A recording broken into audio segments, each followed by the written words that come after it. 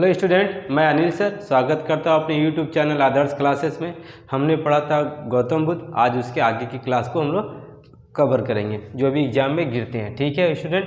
बौद्ध धर्म के बारे में बता दूं कि बौद्ध धर्म के बारे में हमें विशद ज्ञान त्रिपिटक से प्राप्त होता है। क्वेश्चन पूछा जाता है कि बौद्ध धर्म के बारे में ज्ञान कहाँ से प्राप्त होता है हमें, तो त्रिपिटक से। ठीक है, त्रिपिटक से। और क्वेश्चन भी पूछा जाता है त्रिपिटक किससे संबंधित है, तो बौद्ध धर्म से संबंधित है। उसके बाद बौद्ध धर्म मूलतः अनिश्वरवादी है, मतलब बौद्ध धर्म में ईश्वर की मान्यता नहीं है और आत्मा की भी मान्यता नहीं है। वो लोग किसको मान्यता देते हैं, वो लोग पूर्ण जन्म को मान्यता देते हैं। ठीक है, कि इंसान मरने के बाद पुनः जन्म लेता है, ये मान्यता है बौद्ध धर्म में। Okay student. उसके बाद तृष्णा को क्षीण हो जाने की अवस्था को ही बुद्ध ने निर्वाण कहा है। तृष्णा को क्षीण हो जाना, तृष्णा मतलब होता है स्टूडेंट इच्छा को नष्ट हो जाना ही बौद्ध धर्म में क्या कहा गया है, निर्वाण कहा गया है। ओके। उसके बाद विश्व दुखों से भरा है का सिद्धांत बुद्ध ने उपनिषद से लिया है। क्वेश्चन पूछा जाता है कि विश्व दुखों से भरा है का सिद्धांत कहाँ से लिया गया है, तो उपनिषद से लिया गया है। Okay student.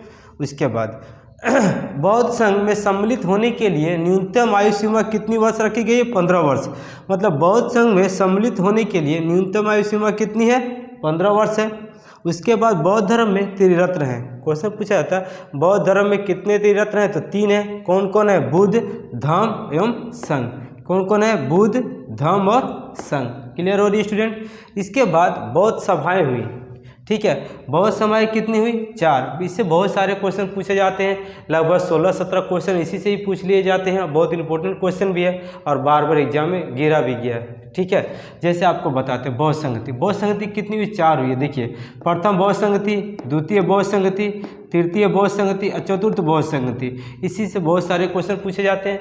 अब प्रथम बौद्ध संगति कब हुई थी, किस जगह पे हुई थी, इसकी अध्यक्षता किसने की थी और इसका किसके शासनकाल में ये बौद्ध सभाएं हुई थी। ठीक है, चलिए लाइन बाय लाइन से हम लोग पढ़ते हैं और याद भी करते हैं। बहुत इंपॉर्टेंट क्वेश्चन है ये। देखिए, बौद्ध सभाएं। प्रथम बौद्ध संगति, ठीक है, प्रथम बौद्ध संगति कब हुई थी, तो 483 ईसा पूर्व में हुई थी।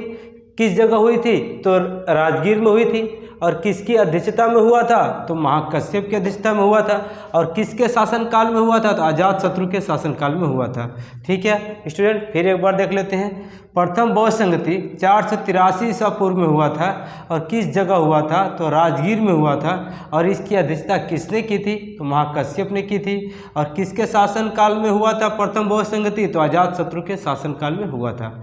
उसके बाद द्वितीय बौद्ध संगति कब हुई थी, 383 ईसा पूर्व में। ठीक है, द्वितीय बौद्ध संगति कब हुई थी, 383 ईसा पूर्व में। कहाँ हुई थी, तो वैशाली में हुआ था। और किसकी अध्यक्षता में हुआ था, तो सब्बा कामी।